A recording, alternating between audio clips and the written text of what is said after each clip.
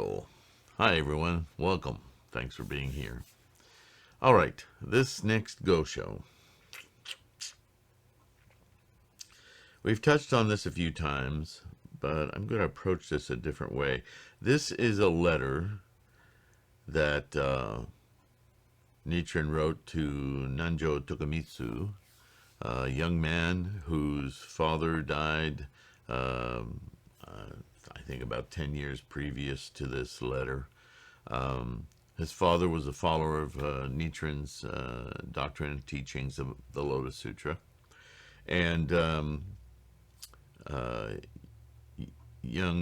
this young Tokumitsu was just a young man when his father died. Now, because his father died and his brother, I think he also was deceased, but at any rate, at a young age, he was, because his family was the leader or the ruler of this area of Japan, had a lot of responsibilities for that community. And he looked to Nichiren for advice, of course. He was a very avid follower. And so Nichiren relays this story to him about another young man from history and his relationship with his father and his father's passing. And it's about changing karma or saving, English translation, right? Someone, or a better way to say it was to to accomplish their awakening even after they've passed away. And this is the reason I need to talk about this, and I might get a little bit technical, forgive me. I'll try to keep it simple, but I think this is one of those instances where this mechanism of teaching through expedient means, in other words, through fables, examples, stories, to the modern Buddhist can be confounding and confusing because it seems to imply this mystical, magical kind of thing. And there's nothing mystical or magical about Buddhism, okay? It's awesome, it's incredible, it's difficult to fathom, but not because it's magical. It's because of how profound, deeply profound it is. And so, before I read the story, you need to adjust your mind around the meaning in these words rather than getting wrapped up in the words. You know, we're so accustomed to that kind of entertainment, right? Movies and video games, and even our news services now are more about ratings and eye-catching, ear-catching snippets to draw you in. And because of that, we lose our sensitivity to why the story exists. What's it pointing to, right? That old saying, you know, like a finger pointing at the moon. You can stare at the finger all day long, but you will miss what's going on in the sky. You will not understand the moon if all you do is focus on the finger pointing, right? And we're so guilty of this in our modern era because everything is fingers pointing, right? So it becomes really difficult to see past that. We get hung up in this storytelling, and so we resolve it in our minds as, wow, that's magical, that's amazing, and we start to believe in magical things. And this is samsara. This is the earthbound delusion that we're trying to break apart with our Buddhist practice. So when we read it in Buddhist stories or these letters and examples and things, we quickly forget that this is an exemplar to demonstrate how something actually is working. So karma, we end up talking about karma again. And I have to get something.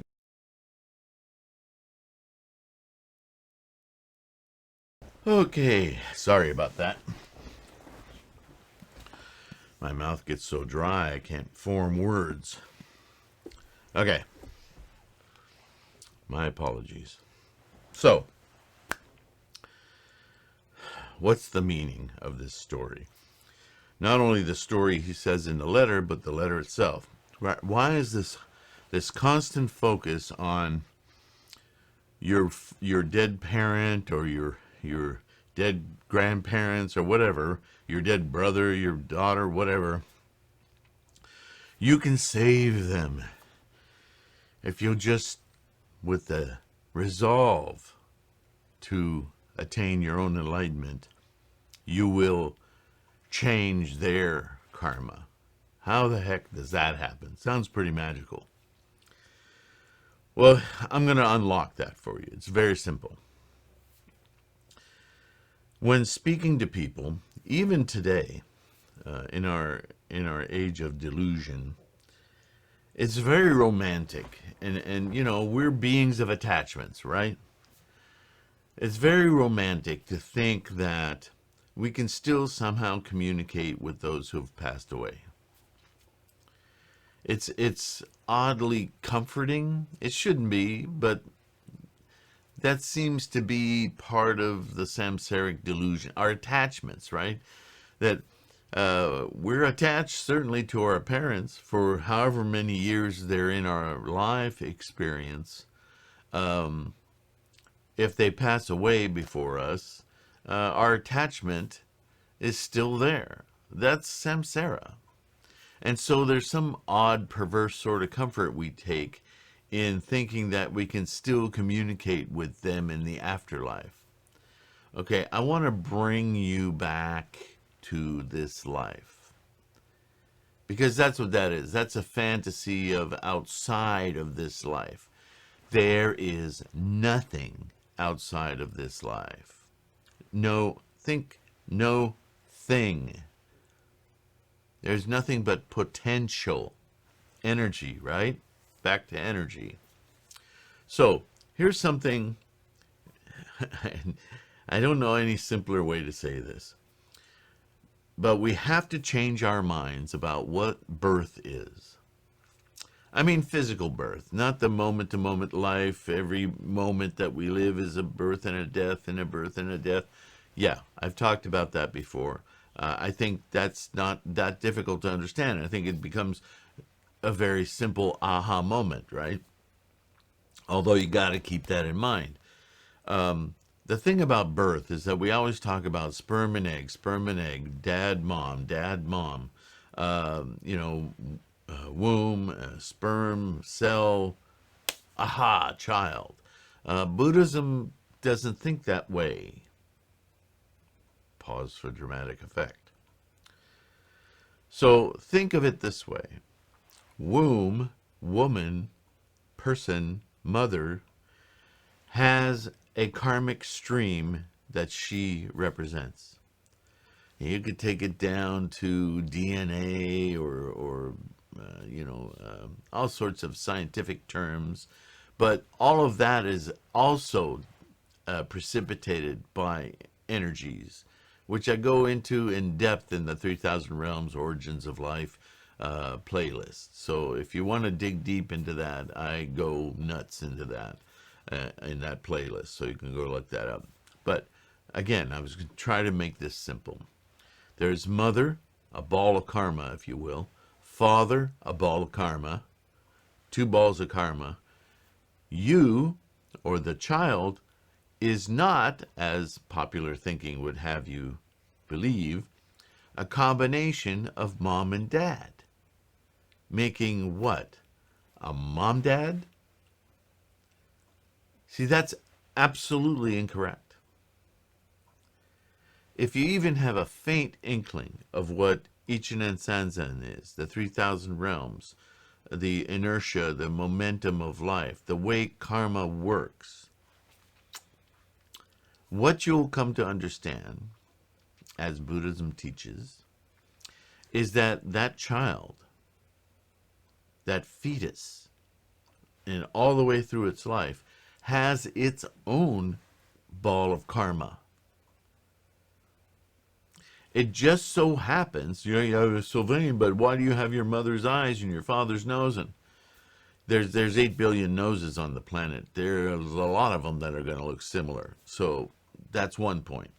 But the point I want to make here is that third ball of energy that's coming into contact with the mother and the father energy.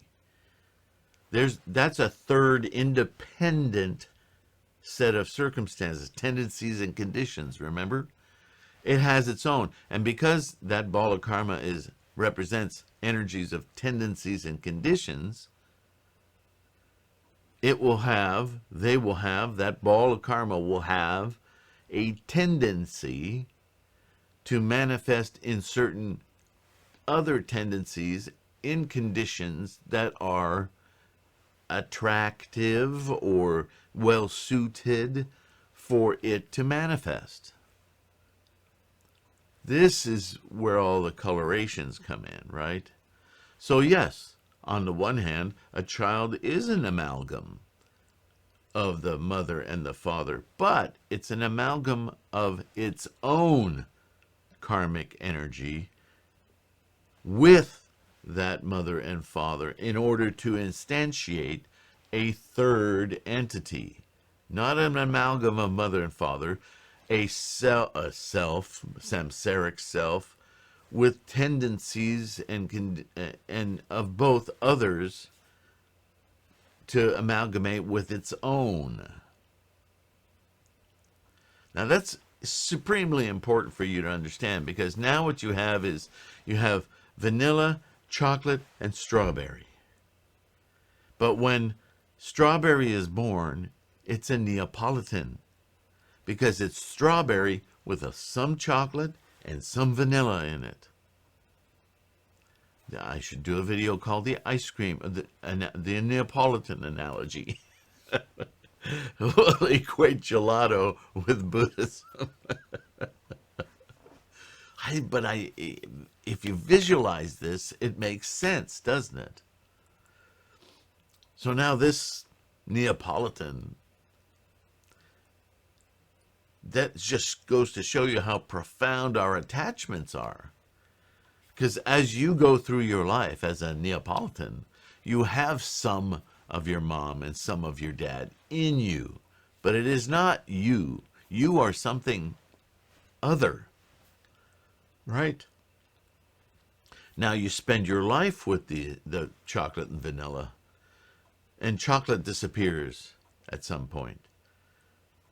But that chocolate disappears. But the part of you that has that chocolate still goes on. This is the entire point.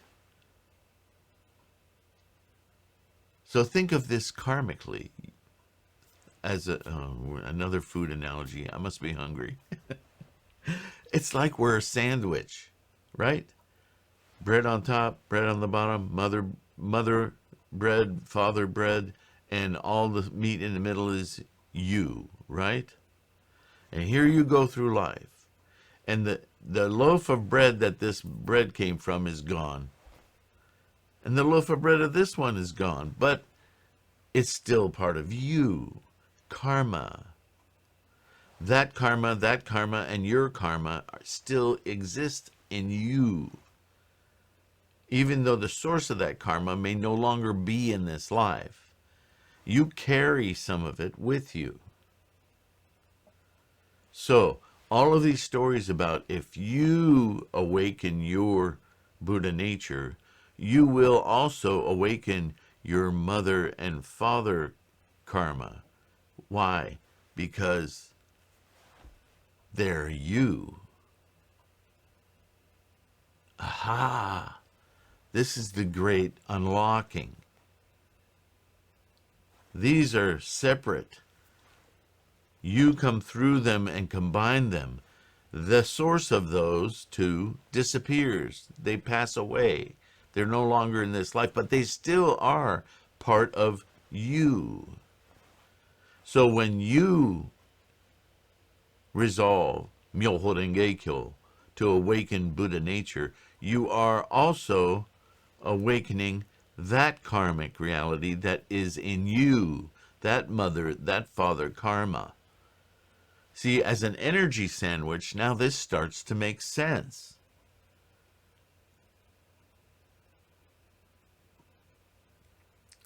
Now think of it this way, and this is the profundity of thinking this way, is that you know that your karma, a ball of karma, right? Your energy and moment to moment is instantiating your lifetime, your karmic reality.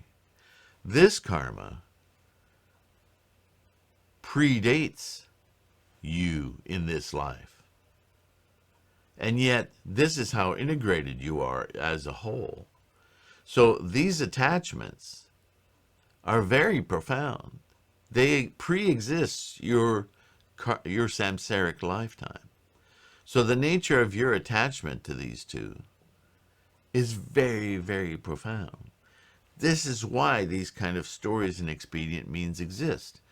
For you to understand that it's not just your own habits, but the way that your habits are colored by these other tendencies and conditions. That not only can you clarify or awaken the karma that you're aware of in this life, which, as we know, also led you into this life. That's profound to begin with. But also, these two streams are affected, influenced by your contemporaneous resolve. Stuff that you don't know how your mom came to be the way she is, or your father, right? You only think in this lifetime, in this term. That's samsara. But as a Buddhist, you should be able to think beyond this life. Not because there's an afterlife or a before life, but because that universe of energy, larger than universe, but that potential I keep referring to, that Wu-Ji, that you precipitated from, also precipitated these others and everyone around you. This is a microcosm of Itai Doshin. This is a repeating theme now, isn't it? So as we chant Myoho Renge Kyo, Namu Myoho Renge Kyo, we reverberate that cleaning energy, that disentanglement energy, that disattachment energy, and it reverberates through everything. So certainly, if we feel closely attached to our parent, our deceased sibling, parent, whatever, or neighbor or friend, when we awaken our stream of energy, we also awaken those streams because they are not separate from us. Now, intellectually, that may be starting to sink in. Intellectually, I used to use an analogy of life being like concentration. If you could think of photons of light as individual photons, like this huge mist of light. And this mist would have these little concentrations of compressed little bundles of light that would be brighter and brighter and brighter till they became like spheres of energy. And those spheres of energy would be people. But there's no separation in the fabric. There's only concentrations. If you start thinking of humans that way, and certainly the ones that are closest to you, if there were three suns in the sky that were very close to one another, we would see them as one great ball of light. But they're separate. Do you see? All right. I don't want to hammer on this too much. I encourage you to really think on that. Especially as we read yet another letter holding within it a story to try to teach this idea. But I think whether it's through translation or because we're so many hundreds of years away from that storytelling that it isn't clear. It's obfuscated in the rhetoric. And I fear, in fact, I've observed in other Buddhist students, how these things, when we don't discuss this meaning, and many teachers are guilty of that, we just rely on this magical, we can save our dads and our moms and our brothers and sisters by chanting for them, chanting to them. It's in the rhetoric. All of our chanting affects our core enlightened Buddha. And that is the common denominator that connects all of us. It doesn't go anywhere else, to anyone else. We may need that little trick of mind to get us to do it, to motivate us. But please understand, this is why Buddhism is such an individual practice. And it requires that individual commitment. It's very easy if you start slipping into this idea that we're all separate, that it's just a matter of time before you default to, well, if nobody recognizes me doing this or urges me on or comes and helps me out, why bother? See, that's the ipso facto of it. If you think that your chanting is about helping a separate thing other than yourself, then you're going to start expecting that separate thing to motivate your practice. And when it doesn't, because that's an illusion, you're going to go Titan. You're going to stop practicing because, why bother? All of it is you. Buddhahood is yours. It's you. Do it for you. And that will change everything. Every other samsaric thing. Because all of those things are you. It's very circular. Buddhism is called a circular teaching for this reason. But we get lost in these stories, even teachers do, without bringing us back to center. This is why. This is how. All right. Enough blah, blah, blah. What is that? It's, 20 minutes. I really, really want you to get this because it's such a fundamental thing to understand. The story of Ohashi-no-Taro. So again, this is the story he's going to talk about to Tokumitsu.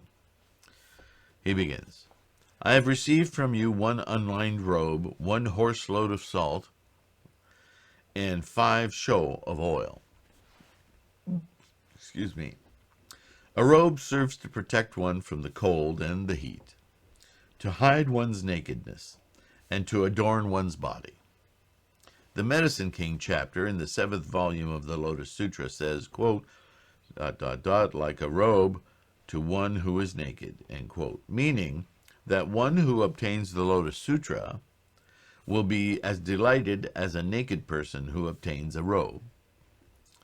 Among the Buddha's successors was a man named Shanavasa, who was born wearing a robe. Now, right away, you see how these are, you can't be born wearing a robe. So keep in mind, this is storytelling to explore a concept, to explain a mechanism of Buddhism, of Buddhist thought, of Buddhist learning, of knowing oneself, if you will. This came about because in a previous existence, he had donated a robe for the sake of Buddhism. And so it says in the Lotus Sutra, quote, gentleness and patience and the robe. So you understand, it's such confusing. I don't know how much the translation is to blame, to affect, to to account for this. It may be absolutely accurate, but I want you and I to understand what that means.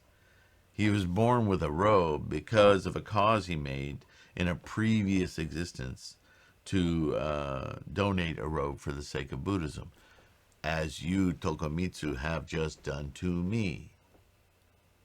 So it's the act.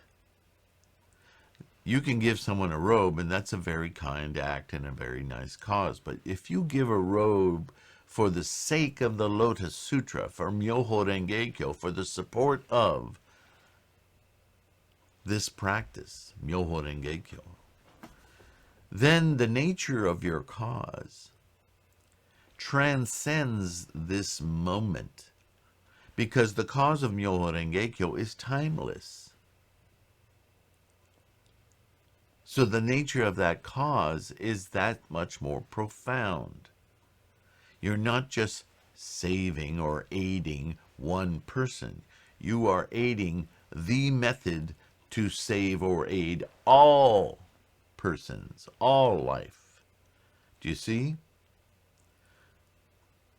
And that cause is so profound as to, picture in your mind, be born with a robe. In other words, to be born enveloped in Myoho Renge Kyo, fortune child. Not an actual robe. The robe of the Lotus Sutra. Now, if you pay attention, I'm going to read these sentences again. This is what he says. But in our modern mind, we don't equate them. Right? He says, like a robe to one who is naked, meaning that one who obtains the Lotus Sutra will be as delighted as a naked person who obtains a robe.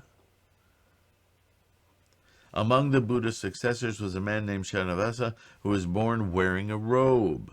He was enveloped by the Lotus Sutra. This came about because in a previous existence, in other words, before he manifested as human in this storytelling form, he had donated a robe for the sake of Buddhism. He had made the cause toward enlightenment, Myoho Renge Kyo. And so he was born in this next moment wearing a robe. It's not about coming through the womb with a robe on. That's storytelling. It's about making a cause toward the support of this robe, the Lotus Sutra, in this next moment as you are reborn wearing a robe, the Lotus Sutra, Myoho Renge Kyo. It's in the words, but without discussing it, we don't see it, we don't hear it. Follow? All right. In the Kunlun Mountains, there are no stones, and in Mount Monobu area, no salt. In a place where there are no stones, stones are more valuable than gems. And in a place where there is no salt, salt is more precious than rice. The gems for the ruler of a nation are his ministers of the left and right, the different ministers he has. And these ministers of the left and right are called the salt and vinegar of his rule. If we have no miso or salt, it is hard for us to get along from day to day. And if the nation is without ministers of the left and right, it will be poorly governed. As for oil, the Nirvana Sutra states, quote, in the wind there is no oil, and in oil there is no wind, end quote. Oil is the best medicine for curing illnesses caused by the wind. That's interesting. I apologize, I'm super dry. I need to have a drip system. I do not know how to thank you for the sincerity you have shown in sending these articles. In the end, it must be an indication of the depth of the late Nanjo's resolute mind and conviction in the Lotus Sutra, his father. This is what is meant by the statement that a minister proclaims his ruler's sincerity. while a son proclaims his father's sincerity. The late Nanjo is probably delighted. Now this sounds like he's talking. Your dad is looking down upon you. That's religion. That's not Buddhism. When he says Nanjo, the late Nanjo is probably delighted, he's really talking about Tokumitsu's inner reality, his karmic attachment, and his continued existence with this portion of his dadness within him. So he's affecting his karma. Not only his personal karma, but his personal karma, which includes some of his father's karma and his mother's karma, right? Which is now his. But it's a profundity, a level of karmic connection, right? In Tsukushi, there was a daimyo called Ohashi-no-Taro. So here comes the story. Having incurred the wrath of the shogun, he was imprisoned in a cell dug into the hillside at Yui Beach in Kamakura for a period of 12 years. When he met with the humiliation of being arrested and was leaving his domain in Kushi, he said to his wife, quote, "Having taken up bow and arrow to serve my lord, I do not lament the fact that I have incurred his wrath. It is unbearably hard for me to part from you, since we have been so close to each other from the time of our childhood, but I will say no more of that either. I regret, however, that we have had no children, neither a boy nor a girl. Now you tell me that you are pregnant, and I feel very sorry that I cannot be here to see whether the child is a girl or a boy. It also distresses me to think that when the child grows up, it will have no one to call father. I wish there were something I could do about this, but I am powerless." End quote. So saying, he took his leave. Now understand, I'm going to point this out again. He's saying this child, girl or boy, because he'll be imprisoned, it will grow up having no one to call father, samsarically. But we know as Buddhists that that child will have its father in it as part of who it is. So it will know its father, but only through karma, not through pre-existing conditions. Whereas when we live with our parent, we're in exchange and influencing all the time, sharing and imparting influences back and forth from our karma manifest in this life. That's karma too, but it's a different kind of karma, right? That may not be exactly the way I want to say that, but I think you understand. We change flavors. Does that help? All right, he goes on. The days and months passed, and in time, his wife was safely delivered of a male child. When the boy was 7 years old, she entrusted him to a temple in the mountains. But the other boys, who were his companions in the temple, made fun of him because he had no father. He returned to his home and asked his mother to tell him about his father. But she was unable to speak and could do nothing but weep. The boy pressed her, saying, quote, "Without the sky, the rain does not fall, and without the earth, plants do not grow. Even if I have a mother without a father, I cannot become an adult. Why do you hide my father's whereabouts from me?" Confronted in this manner, the mother replied, quote, "I did not speak of the matter because you were too young. But this is what happened," end quote. Weeping copiously, the boy said, "Did my father leave no memories behind when he went away?" "There are these," said his mother. producing a written record of the Ohashi family ancestors and a letter that the father himself had written for the child who was still in his mother's womb.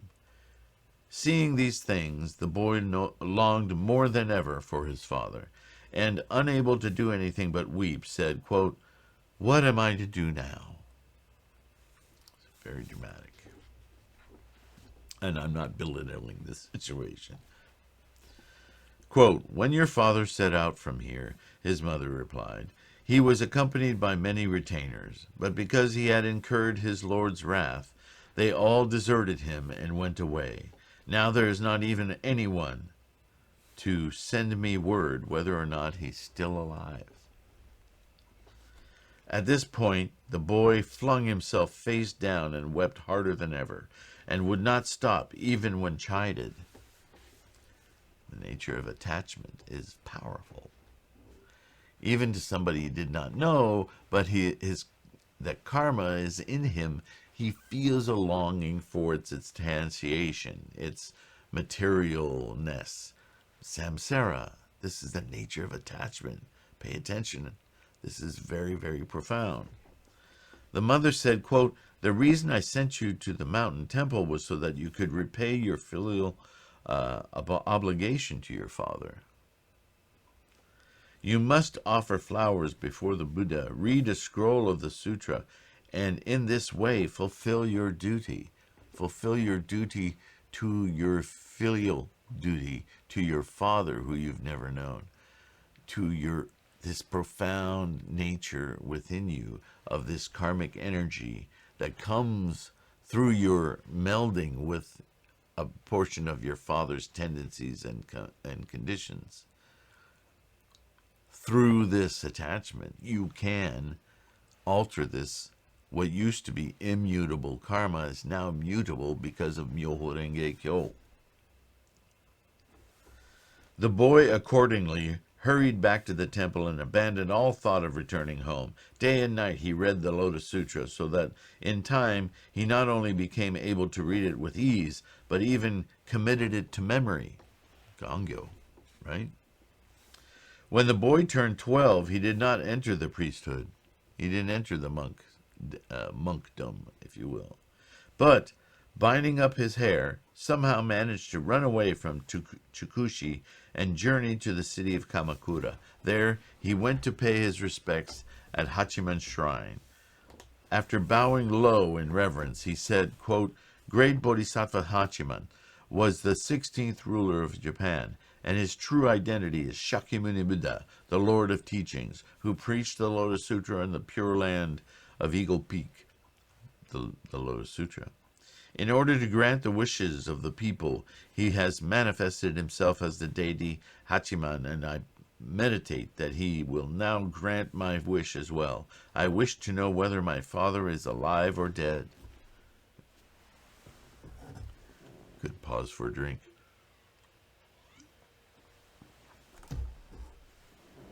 Oh, that's flavored water, in case you're wondering. At the hour of the dog, he began reciting the Lotus Sutra and continued reciting through the hour of the tiger. So from 7 to 9 p.m. one night to 3 to 5 a.m. the next morning. His beautiful childlike voice echoed through the sacred hall of the shrine and struck the hearts of all those who heard it, so that those who had come to pay their respects all forgot to take their leave, but instead gathered around like a crowd at the marketplace. When they looked to see who was reciting, they discovered it was neither a monk nor a woman, but a young boy. Just then Lady Kyononi arrived to visit the shrine. She had come in secret to avoid the eyes of others, but because the recitation of the sacred scripture was even more beautiful than usual, she remained listening until the end. Then she returned home, but she was so reluctant to depart that she left an attendant behind. When she reported to the shogun what had happened, he had the boy summoned. and see him to recite the Lotus Sutra in the image half attached to his residence.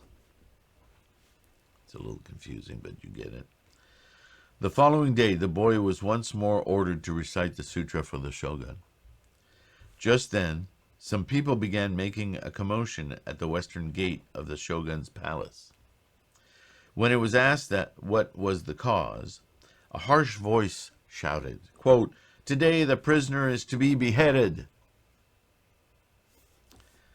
The boy, hearing this, thought to himself, "Alas, I do not suppose that my father is still alive, but when I hear this talk of cutting off someone's head, I cannot help feeling as though it were some personal sorrow of my own." And tears sprang to his eyes. The shogun, observing this and thinking it strange, said, "Come, boy, tell me the truth. Who are you?" The boy thereupon revealed all the events of the past, just as they had happened. The greater and lesser lords who were in attendance, and the ladies hidden behind the curtains of bamboo, all wet their sleeves with tears. The shogun then summoned Kajiwara and said, quote, "Have the prisoner Ohashi-no-Taro brought here." But Kajiwara replied, "He has just now been led away to Yui Beach to have his head cut off. The execution is probably taking place right now." At this, the boy, though in the presence of the shogun, could not help collapsing in tears. "Kajiwara," said the shogun, "go in person as fast as you can, and if the execution has not yet taken place, bring the prisoner back with you." Kajiwara raced off as fast as he could to Yui Beach. Even before he reached the spot, he began shouting for the execution to be stayed. He arrived just as the executioner had drawn his sword in preparation to strike. This could be a Showtime special, right?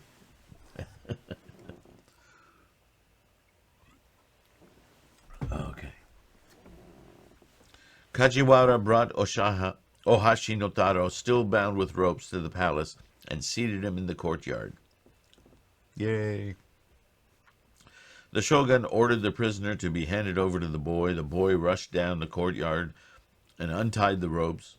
Ohashi-no-Taro, not realizing that this was his own son, could not understand why he'd been spared. And I think that's a good suspenseful note to, I guess I could have stopped before you discovered he was spared, but I don't want to torture you. But I'm going to leave you in suspense so that part 2 will wrap up this this story that Nichiren is conveying, and see what lessons we can learn from, again, resolve in the Lotus Sutra. The way that we are attached with our karma, our karmic streams. Remember that we are 3 when we're born.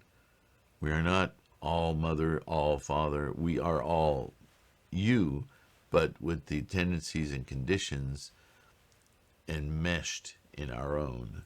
And so this is our connection, our filial, or filial, however you want to say it, our filial connection, right? It's profound,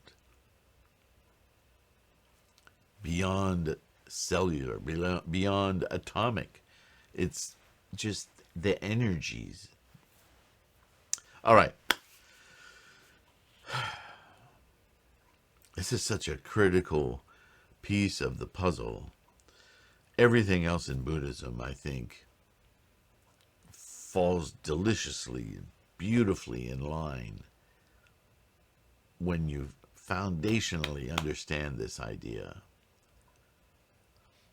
These photons of light, these energies that we are all connected, not connected like extension cords, but intermingled, unshakable in our intermingling of existence. Only samsara puts these hard borders in our minds as me, you, self, other, Those are just perceptive delusions. They really confuse the matter. All right, this video's gone long, so thank you so much for listening, for being a part.